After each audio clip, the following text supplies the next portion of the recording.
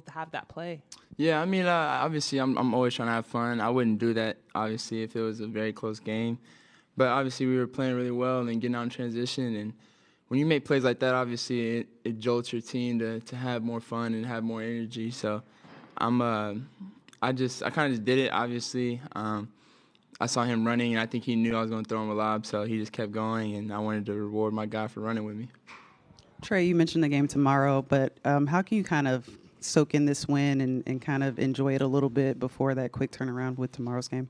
Yeah, I don't even think we need to enjoy it, to be honest with you. I don't even think. I mean, obviously, every win you wanna be happy about it and things like that. But it's a different time of season. We gotta take care of what we need to take care of, and then move on to the next one, and not try to dwindle on this one too long, and just focus on the next game now. And what can you take from this game to kind of build on these last two games? Yeah, obviously these last two games have been very physical. Even tonight, those guys played hard, played physical, picked us up full court. I mean, those types of things can help us in the long run and help us, prepare us for if we do get into the postseason. So that's good. And but like I said, now we've taken care of business. We got to take care of business tomorrow.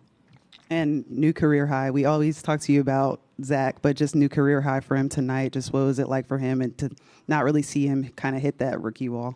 Yeah, I mean, obviously it's great anytime Zach is aggressive. I mean, I love it. I was hoping he got 40 tonight. The way he was playing, it was so nice and so effortless. So, I mean, it was great to see. And, yeah, we need him to keep it going. That's the rookie of the year right there.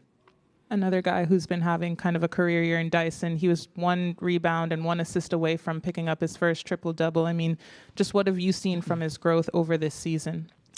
Yeah, I mean, I think not only I think the whole world has seen the most improved player in Dyson Daniels. So it's great to see. Obviously, he's getting more of an opportunity. And so it's kind of surprising to a lot of people on what he's able to do and things like that. But if you've been through a training camp with him and seen how he works behind the scenes and really been following him, I mean, you understand that this isn't a surprise to those who really know who Dyson is, and he's just getting more of an opportunity right now, and he's going to continue to get better, and I'm just glad he's on my team.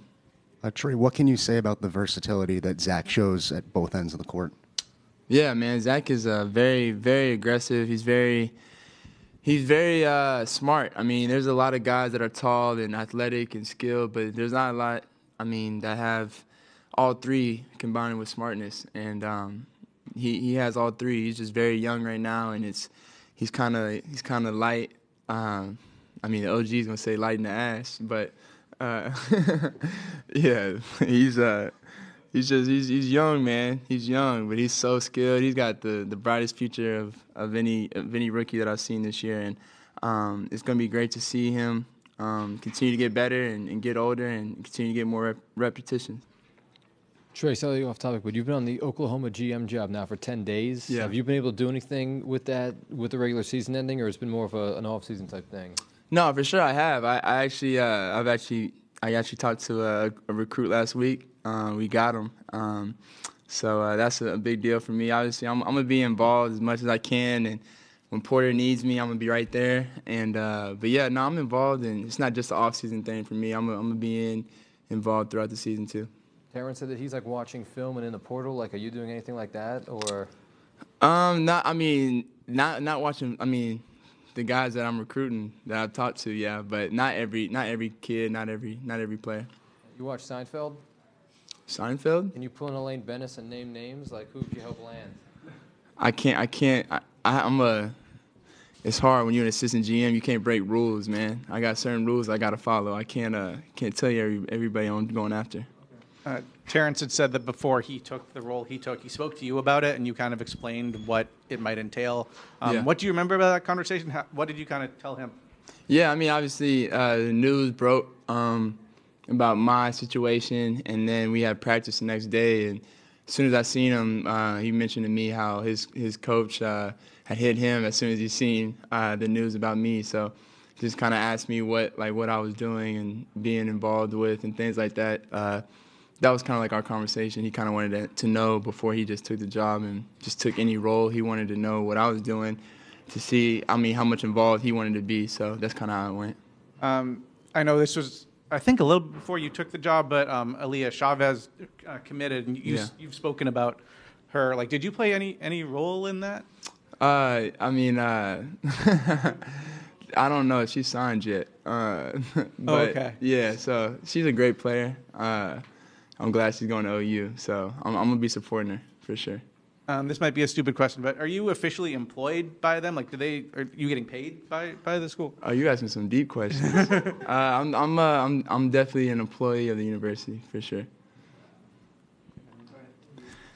Boomer Sooner, man. You got another question? All right, bet. Let's do it. I saw that you had a fan here all the way from Scotland, and I'm curious what it means to you to be able to connect with people at distances near and far to Atlanta. Man, excuse me. That is, it's an amazing feeling. Every time I see signs, obviously I can't get to everybody, but it obviously it's a real feeling for me. I remember being a kid from Norman, Oklahoma, wanting to see my favorite players and NBA players. So to be in a position where now there's little kids around the world that just want to come see me play, I don't take it for granted. So that's why a lot of the times you may see me on injury report, but I may just play through it anyway. As you get into these games, your margin just gets smaller and smaller, and breakdowns are mistakes that you can control. And if they hit a shot, over a contested hand, we don't foul. That's different than closing out, not close enough to somebody because you've leaned and you got your hand down and we don't contest. And those are the ones we just can't have.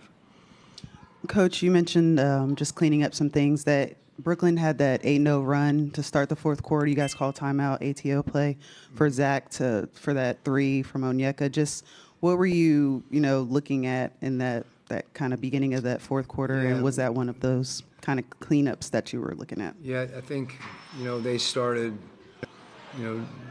doubling Trae in pick and roll, and, him, in those situations, his willingness to hit Onyeka and trust him, and O's proven that, his decision-making when he gets the ball in those advantage situations, whether it's to go to the rim and finish or, find somebody in the corner. So the biggest thing for us when that happens is just to recognize it and to make sure that we're spaced. And then they've got to make the right play, as opposed to, a more intricate play. But it's the execution oftentimes of something simple that if you don't execute it, the result oftentimes can be a turnover.